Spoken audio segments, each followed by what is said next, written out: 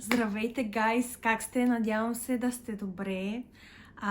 Аз най-накрая се завръщам и много се радвам, че в момента гледате това видео и се намирате в моя канал. Да се надяваме да продължавам с видеята, защото вдъхновението ми в последно време е адски много.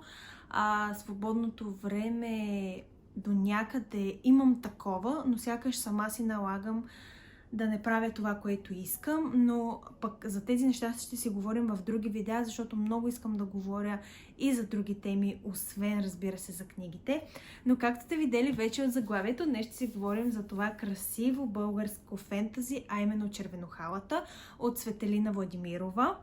Мога да кажа, че аз доста късно разбрах за тази книга и много съжалих, когато започнах да я чета, защото искам да ви кажа, че начина на писане на Цветелина Владимирова, начина и на писане по абсолютно нищо не отстъпва на американските или другите чуждестранни автори. Мога да кажа, че ние имаме едни от най-добрите български автори, които пишат прекрасно. Това се потвърди и с прочитането ми на тази книга. Както знаете, съм чела книги от Даян Шаер, от Радослав Гизгинджиев, Ванина Семова, мисля, че беше Живи сенки книгата, тя има вече втора част дори пусната, така че не малко съм се сблъскала с български автори, но просто този начин на писане, този свят изграден тук в тази книга е брутален. Още от сега искам обаче да ви кажа, че видеото най-вероятно ще е с спойлери, защото просто искам малко повече да си обсъдя тази книга с вас. Искам повече да наблегна на това какво ми хареса, какво не ми хареса, защото има и такива неща, и да говоря малко по-обстойно за нея. Книгата, коричната й цена е 19,90, знаете, че споменаваме това нещо. Ще ви разкажа набързо за какво се разказва в книгата и след това ще преминем към това, което ми хареса и не ми хареса. Само ще започна с картата, която е тук вътре. Имаме един такъв фентази свят, в който Червенохалата, нашата главна героиня Аварис, е вещица, която живее с баба си в света на човеците. Защо живее там, ще разберете малко по-навътре в книгата, но интересното е, че една вечер пред тях идва някой, който така доста силно тропа на вратата и се опитва да влезне, но те не го пускат. Оказва, че това е един вестоносец, който носи вест на бабата на Аварис, Леона, се казва баба й. И така се оказва, че Аварис трябва да замине за Ферисея или, така да го кажем, магическата земя. Тя попада в кралството на Среброгория при Теригон Среброног, където ще се опита да му помогне да разбере дали нейната майка е мъртва, защо тя не познава майка си и защо всъщност трябва да отиде в това кралство, ще разберете, ако прочетете книгата. Спирам просто до тук, защото искам да говоря малко повече. Много ми хареса абсолютно целият стил на писане на авторката, без края, защото сред края бях като в смисъл, какво се случва, защо спираме до тук, защо така се случиха нещата. Самото начало ми хареса много. Хареса ми това, че имаше лека загадка, че може би Аварис и Теригон ще имат нещо повече, само че това не се случи и аз бях адски разочарована, защото исках нещо повече, исках малко повече страст, исках малко повече любов, но явно това не е стила на Цветелина. Аз не съм чела другите книги, които има една поредица...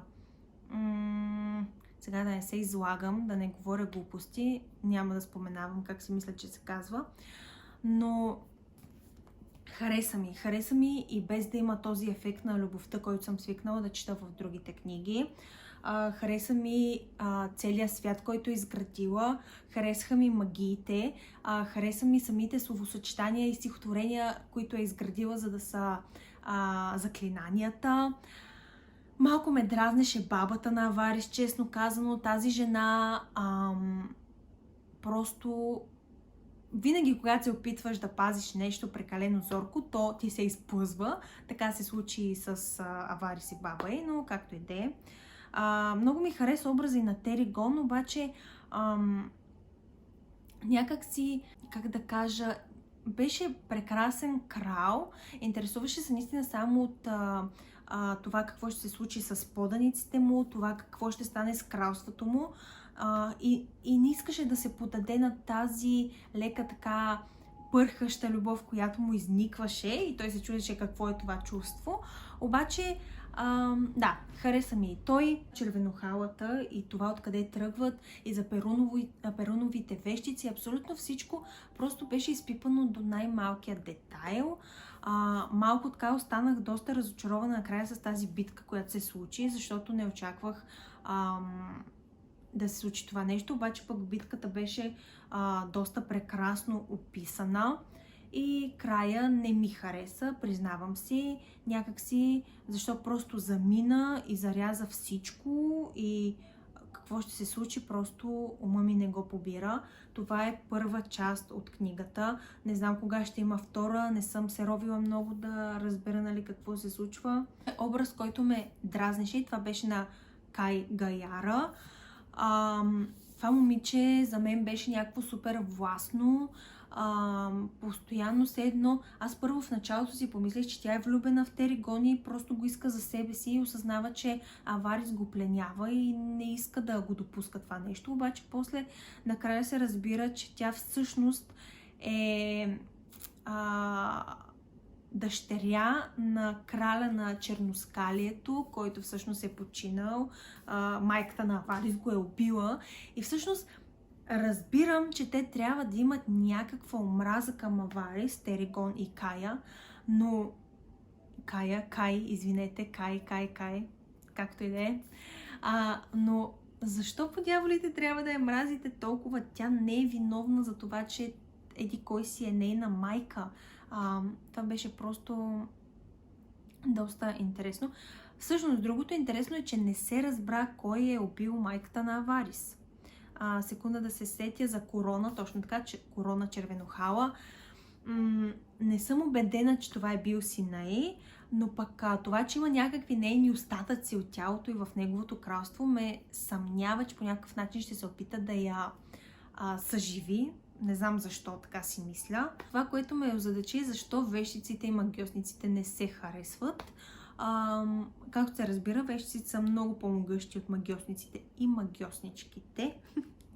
Просто едно книжно бижу, което си заслужава да прочетете. Мисля, че това бяха хаотичните ми мисли. Просто опитах се по най-добрия начин да си спомня всичко, което ми е харесало и не ми е харесало в книгата, защото я прочетох може би преди около седмица. В момента съм на съвсем друга вълна, сега ще ви покажа дори какво чета. В момента сме на Ледоразбивачката. Също уникална книга, ще има ревю, предполагам, и за нея. Надявам се видеото да ви е харесало. Ако е така, може да оставите палец нагоре, да се абонирате по-долу и също така да ми оставите коментар с някаква идея или нещо друго, което искате да виждате от мен. Много ви благодаря, че цъкнахте на моето видео и го гледахте, защото за мен това значи много, тъй като ме няма много дълго време. Благодаря ви, отново и ще се видим съвсем скоро в следващото видео. До скоро!